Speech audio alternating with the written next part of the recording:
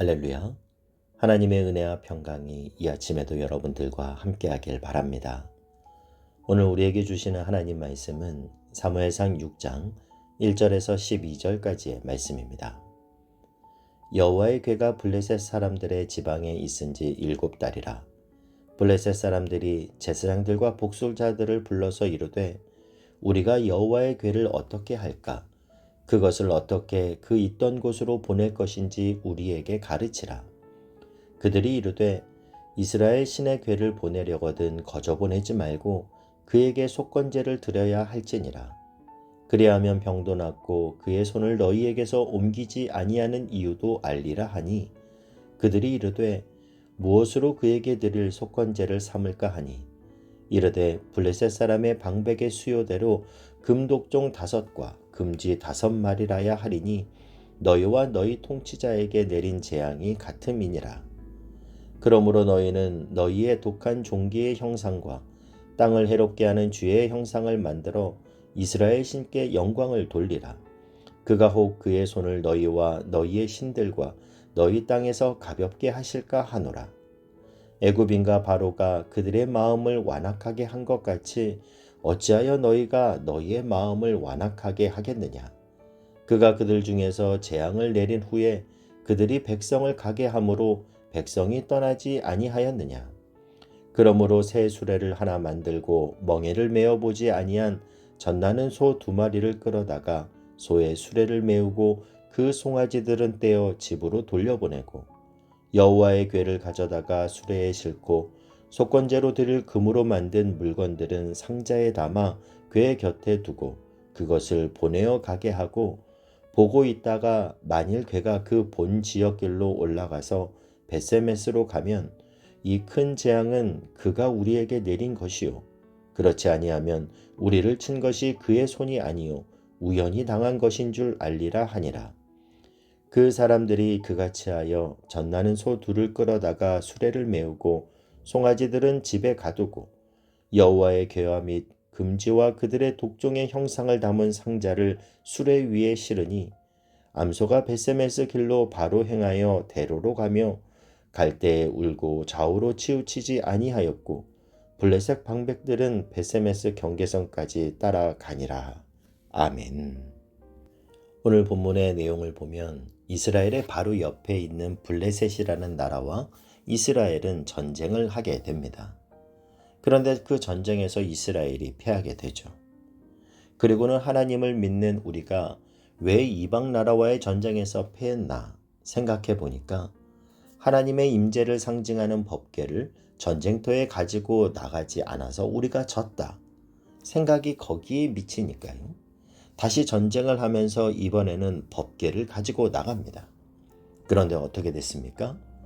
전쟁에서 또 패했을 뿐만 아니라 법궤마저 빼앗기게 됩니다. 5장에 보면 법궤를 빼앗은 블레셋은 자신들이 믿는 신 다곤 신이 전쟁에서 승리하게 해 주었다라고 생각하며 하나님의 법궤를 다곤 신전 한쪽 구석에 처박아 둡니다. 고대의 전쟁은 신들의 전쟁으로 이해되었기 때문에 전쟁에 이긴 민족의 신이 상대방의 신보다 더 강하기 때문에 이겼다 이렇게 생각을 했습니다. 그런데 다곤 신전에 법궤를 둔 이후에 어떤 일이 일어났습니까? 아침에 다곤 신을 섬기는 제사장들이 들어가 보니까 다곤 신상이 하나님의 법궤 앞에 절을 하는 모습으로 엎드려져 있는 거예요. 아무도 그 안에 들어간 사람이 없었는데 그래서 얼른 다곤 신상을 제자리에 놓았는데 그 다음날 가보니까 이번에는 다곤 신상의 목과 손과 발이 잘려서 몸뚱아리만 남아있는데 또 법궤 앞에 절하고 있는 것처럼 엎드려져 있는 겁니다. 그래서 블레셋 사람들은 이 법궤를 여기 두면 안 되겠다 해서 이곳저곳으로 옮겨 두었는데요. 법궤가 가는 장소마다 악한 독종이 생기면서 수많은 사람들이 병이 나거나 죽게 되는 불상사가 생기게 됩니다. 그러자 이제 이 법궤가 있던 곳으로 우리가 돌려보내자 이런 결정을 하게 되죠. 그리고 오늘 본문 1절 2절 말씀을 보면요. 여호와의 궤가 블레셋 사람들의 지방에 있은 지 7달이라. 블레셋 사람들이 제사장들과 복술자들을 불러서 이르되 우리가 여호와의 궤를 어떻게 할까? 그것을 어떻게 그 있던 곳으로 보낼 것인지 우리에게 가르치라. 그랬더니 그 방법을 3절에서 가르쳐 주죠. 그들이 이르되 이스라엘의 신의 궤를 보내려거든 거저 보내지 말고 그에게 속건제를 드려야 할지니라. 그리하면 병도 낫고 그의 손을 너희에게서 옮기지 아니하는 이유도 알리라 하니, 블레셋 사람들의 제사장, 복술자들이 권면하는 것이 뭐냐면 속건 제사를 드려야 된다라는 거예요. 여러분, 레위기 5장에 보면요, 하나님이 이스라엘 백성들에게 너희가 하나님의 계명을 어길 때, 특별히 여호와의 성물에 대해서 죄를 범할 때 속건제를 드려라 말씀하십니다. 그러면서 순양을 제물로 해서 속죄제, 속건제를 드리라고 가르쳐 주세요. 그런데 지금 저들이 4절에서 무엇을 제물로 바칩니까?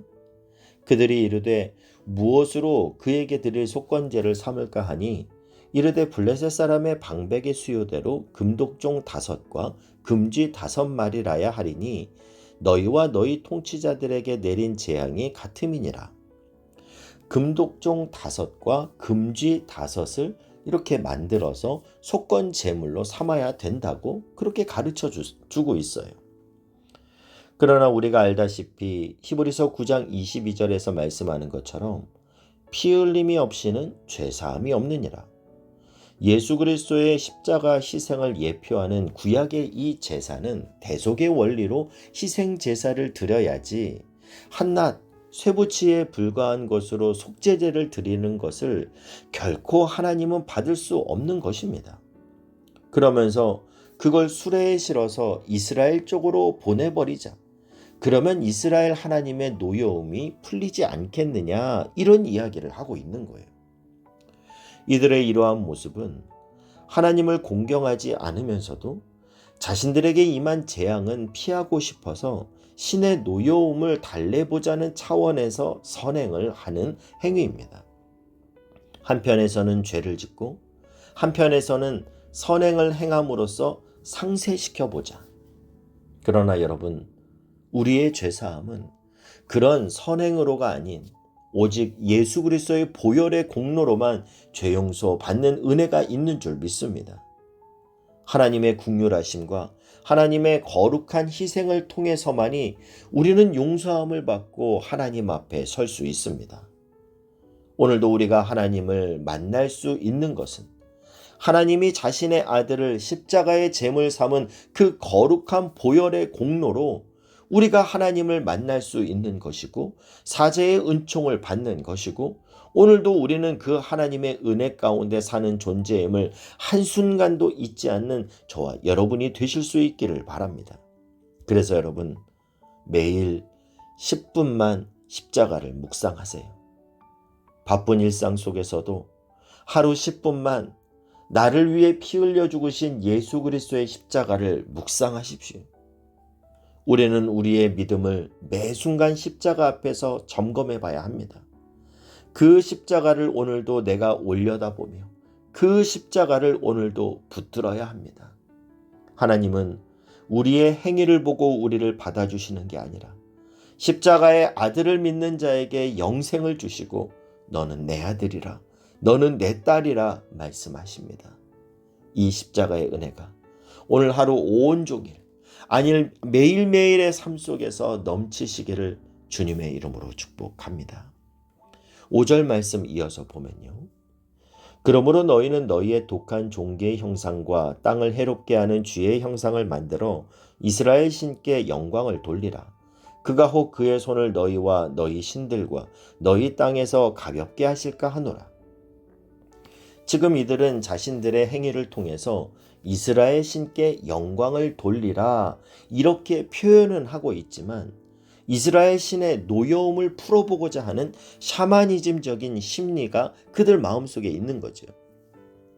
여러분, 우리가 하나님께 영광을 돌리는 예배는 하나님이 이미 우리에게 베풀어 주신 구속의 은혜와 보호와 인도하심의 은총에 대한 응답으로 하나님께 감사와 찬양과 경배를 드리는 것이지, 노여움을 풀어드리기 위해서, 하나님께 뭘 받아내기 위해서 예배를 드린다면 벌써 그건 예배의 본질에서 한참 벗어난 것입니다.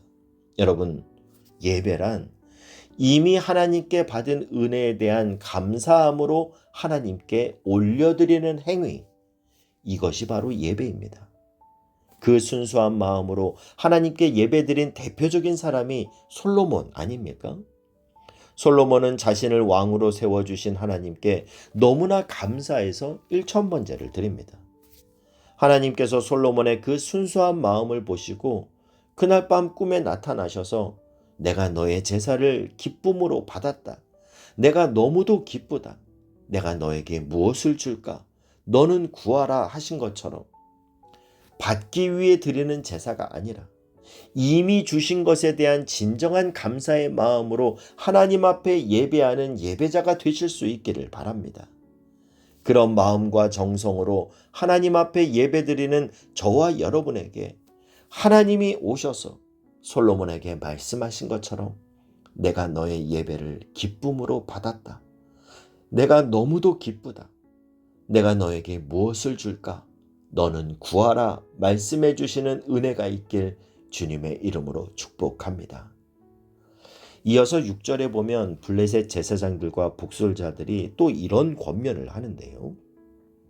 애굽인과 바로가 그들의 마음을 완악하게 한 것 같이 어찌하여 너희가 너희의 마음을 완악하게 하겠느냐? 그가 그들 중에서 재앙을 내린 후에 그들이 백성을 가게 함으로 백성이 떠나지 아니하였느냐? 그러니까 7절, 8절에서 무슨 방법을 얘기합니까?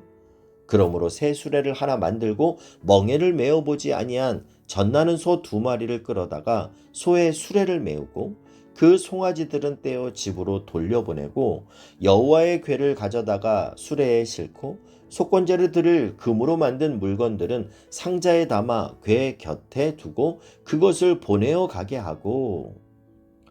여러분, 이들의 모습을 보면 자기들 나름대로는 방법을 마련하고 정성을 다해서 궤를 다시 돌려보내고 있는 걸 볼 수 있습니다. 이들의 모습을 보면 어떤 생각이 드십니까? 안 믿는 사람들이 정성은 대단하네. 여러분, 연초가 되면 만이산이나 높은 산에 올라가서 고사 지내는 거 예전에 TV를 통해 보신 적 있으시죠? 고사를 지낼 때 어떻게 지냅니까? 높은 산에 올라가서 하는데 제사 음식을 머리에 다 짊어지고 힘겹게 올라가서 제사를 드립니다. 돼지머리도 올라가고 각종 음식을 싸들고 올라가죠. 정성을 다합니다. 여러분, 믿지 않는 사람들이 집에서 제사 드릴 때 몇 시에 제사 드립니까? 밤 12시예요. 제일 졸린 시간. 그래야 정성이 된다고 생각하는 거죠. 목욕하고 옷 갈아입고 정한수 떠놓고 정성을 다합니다. 여러분, 정한수가 뭡니까? 밤 12시에 달이 제일 높이 뜨고 그 달이 우물물에 비치면 우물에 비친 그 달을 바가지로 뜨는 거예요. 그게 정한수입니다. 귀신한테 제사할 때도 그렇게 정성을 다하는데 하물며 하나님 앞에 예배를 드릴 때 우리의 마음과 정성은 어떠해야겠냐라는 거죠. 우리가 찬양을 할 때는 하나님 앞에 내가 독창한다는 마음으로 정성껏 찬양하고, 말씀을 들을 때는 하나님이 지금 나에게 말씀하신다라는 그 마음으로 집중해서 말씀을 듣고, 기도할 때는 하나님이 고개를 나에게 숙이고 귀를 쫑긋 세우며 내 목소리를 듣고 계신다는 마음으로 기도해야지, 예배를 건성으로 사람들 속에 묻혀서 아무런 기대감과 아무런 사모함도 없는 마음으로 예배를 드리는 건 결코 하나님이 기뻐 받으시는 예배가 아니라는 겁니다. 하나님이 기뻐 받으시는 예배를 드리기 위해서 가장 중요한 것은 우리의 마음입니다. 마음을 다하고 뜻을 다하고 정성을 다해서 하나님 앞에 예배하는 거예요. 하나님은 하나님께만 집중하는 구별되고 정결한 마음, 온 마음과 정성을 다해 드리는 우리의 예배를 원하십니다. 여러분, 대장금이라는 드라마 기억하시죠? 그 드라마에서 장금이가 민정호한테 얘기하는 대사 기억나십니까? 임금님 수라상을 준비하면서 이 음식을 맛있게 드시는 임금님의 얼굴을 생각하면서 음식을 준비합니다. 이런 대사요. 임금님의 수라상에 올라가는 음식을 준비하는데 대장금의 여인들이 어떤 마음, 어떤 정성으로 준비하는가? 그 음식을 드시는 임금님이 무릎을 탁 치면서 이거 누가 만들었냐? 이렇게 맛있는 음식이 있느냐? 감탄하는 그 모습을 상상하면서 정성을 다해서 만든다라는 거죠. 여러분, 한 나라의 왕의 입맛을 위해서 음식을 만드는 그 대장금의 여인들이 그런 최고의 정성으로 음식을 준비한다면 만왕의 왕 대신 하나님께 예배하는 우리들은 어떤 마음, 어떤 자세로 예배를 드려야 되겠습니까? 사랑하는 형제자매 여러분, 저와 여러분의 삶에 예배가 언제나 1순위가 되기를 축복합니다. 이미도 나에게 주신 하나님의 그 한량없는 은혜가 저와 여러분의 마음을 가슴 뛰게 하고 그 감격으로 예배당에서 그리고 여러분의 삶의 자리에서 하나님을 기쁘시게 하는 예배를 드리는 진정한 예배자로 살아가기를 주님의 이름으로 축복합니다. 9절 말씀을 보겠습니다. 보고 있다가 만일 괴가 그 본지역 길로 올라가서 벳세메스로 가면 이 큰 재앙은 그가 우리에게 내린 것이요 그렇지 아니하면 우리를 친 것이 그의 손이 아니요 우연히 당한 것인 줄 알리라 하니라. 수레를 끄는 두 어미소하고 새끼 송아지를 갈라놓는 거예요. 동물도 모성애가 있어서 새끼 송아지 쪽으로 가고자 하는 그런 본능이 있는데 그럼에도 벳세메스로 곧장 만약에 올라가면 이건 여호와의 신이 우리에게 재앙을 준 것이 맞다 이렇게 보겠다라는 거죠. 그런데 결과가 어떻게 됐습니까? 12절 말씀을 보면요. 암소가 벳세메스 길로 바로 행하여 대로로 가며 갈 때에 울고 좌우로 치우치지 아니하였고 블레셋 방백들은 벳세메스 경계선까지 따라가니라. 이 암소 두 마리가 울면서 올라가는 거죠. 여러분, 이 암소들의 이런 모습을 보면서 무슨 생각이 드십니까? 예수님의 모습이 그려지지 않으십니까? 아들을 십자가의 제물로 바치시는 아버지 하나님의 눈물이 보이지 않으세요? 벳세메스로 가는 소, 십자가를 향해 나아가시는 예수님의 모습과 아들을 제물로 바치신 아버지 하나님의 그 마음이 이 암소 두 마리를 통해 나타나고 있습니다. 여러분, 하나님의 이 눈물, 예수 그리스도의 십자가의 사랑이 오늘도 우리를 생명으로, 소망으로 이끌어 주십니다. 그 사랑이 오늘도 우리를 숨쉬게 하고 그 사랑이 오늘도 우리를 새롭게 하십니다. 세상 그 어떤 어려움이 내 앞에 있다 하더라도 우리가 잊지 말아야 할 것은 주님의 그 은혜가 지금도 나를 돌보시고 인도하신다라는 사실입니다. 세상 어느 누구도 우리를 향하신 주님의 그 사랑을 끊을 수 없고 그 주님만이 저와 여러분의 능력이시고 우리의 구원이신 줄 믿습니다. 그리스도께서 우리에게 주시는 이 사랑과 소망이 하루에 문을 여는 저와 여러분에게 더욱 부어지길 바라고 더 충만하게 경험되어지길 주님의 이름으로 축복합니다. 기도하겠습니다. 사랑하는 하나님, 오늘도 십자가의 은혜로 나를 살리시고 인생의 발걸음을 인도하시는 하나님께 온전한 감사, 온전한 예배가 삶을 통해 드려지는 복된 하루 되게 하여 주옵소서. 예수님의 이름으로 기도하옵나이다. 아멘.